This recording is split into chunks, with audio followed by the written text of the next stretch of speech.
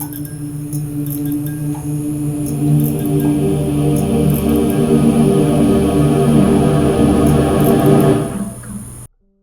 right, today we're going to do a backdrop for a 3ds Max file. So the main focus when you do a backdrop is ultimately that you create a box. Doesn't matter how, as long as your object fits comfortably within the box, that's really all that matters. And I really hate the purple, so let me adjust that real quick. And so the first thing we're going to do is we're going to go and we're going to convert this to an editable poly. And then I'm going to grab the face or polygon modes, and I'm going to grab all 3 of these and hit delete. Now we're stuck with the reverse normals here. So I'm going to Control A, select all, and I'm going to basically go in and flip the normals. There's a button here in the edit poly, flip it, and then our normals are right there.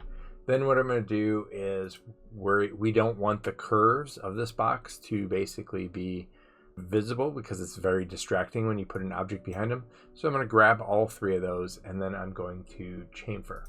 So with chamfer, pretty much we're just going to bring that up like so.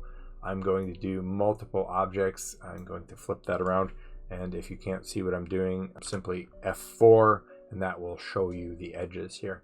That looks okay, and I'm going to hit OK, and then that is it. That's what I need for my base box. Now I'm going to zoom up in here, and so if I have just a regular object, it doesn't matter what we use. In this case, I'm just going to grab a sphere and bring that sphere up like so. And our goal is to bring that at a lower level, something like that, where I don't see the edges of the box. You can always extrude those outward if you find that it's not working.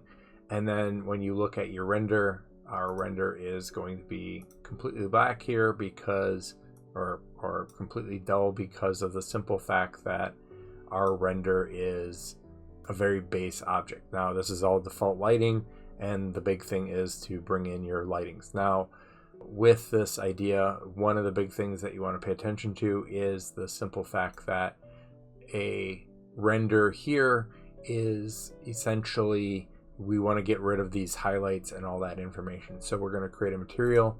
I'm going to just simply create a new material here. Move this over like so. And the first material that I'm going to create is a simple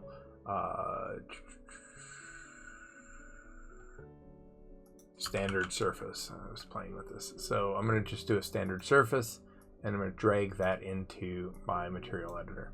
Now, I generally tend to like it a little bit darker, so I'm just going to mute this color a little bit, and then I'm going to make sure my specular level is turned all the way down, and then I'm going to select my object and assign my material, and from there you'll see that that muted material will not be as interference. So then what we can do is we can add in more lighting and basically go to our light, make sure we're in Arnold or photometric, create a photometric light, and then from there we're just going to change the shape to, you can use what you want. So if you want point lights or if you want spotlights, you can change your lighting accordingly. I'm just going to do something really simple, do a sky dome, and then again, when we bring our sky dome up here like so, I can adjust the colors and change the information here accordingly. So if I want brighter, if I want darker, you can do a number of different things.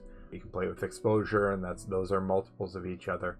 Then what we can do is we can also change and add in more lighting to create highlights or things like that to basically work with our objects. Now, as this stands, basically it is pretty generic. Again, just make sure that your render looks really decent and that your lighting is according, lighting is standing up accordingly. And then that is essentially how to build a backdrop for your render settings. We can close this, we can add in more lighting if you want here. So again, add an Arnold light. Let's do, instead of a sky dome, let's do a point and bring that point light in. And you can see here that's a very drastically bright point light. And we can kind of play around with our lighting effects. But our main focus is to focus on the object itself.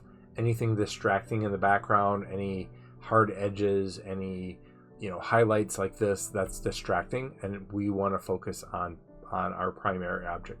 So that's how to set up very simple lighting for backdrop for any object rendered or character or anything like that. So if you have any questions, let me know, and if you need some help, I'm here to ask. All right, have a good one.